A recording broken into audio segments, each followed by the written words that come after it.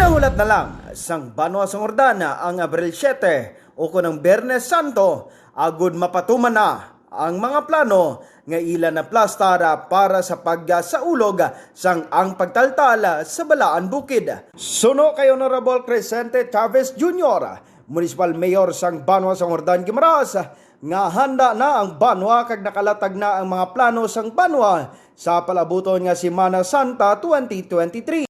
Ginaagdaman ni Chavez ang mga turista nga magkari sa Banwa agud masaksihan sa liwata ang pagtaltal sa Balaan Bukid matapos nga temporaryo ini nga wala ginhiwat bangod sang pandemya. Ginaimbita gid kamo namon na saksi sa pagtaltal sa Balaan Bukid, no. Magasugod ini sa Morris Plaza sa Banwa Sangordan kag magatapos sa Balaan Bukid, no.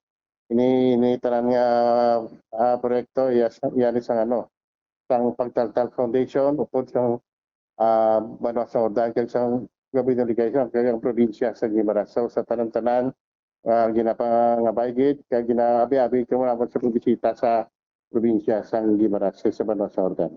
Dugang pa niya nga ekspektaron sa mga bisita kag sa mga pumluyo nga makit-an ang kasakit nga ginaga ni Kristo para malawas ang kalibutan pinaagi sa paglantaw sa nga aktibidad. Kag ini naman si kabanderang Carl Garganera nagabandera sa matutuod nga serbisyo publiko kag kalingawan sa Iloilo, Radyo Bandera. Ang ining nga balita ang ginadulong sa inyo sang Pure C, ang alkaline base nga vitamin C, hindi acidic, marami sa immune system. Ang Pure C, ang marami kombinaron sa DTX 500 capsule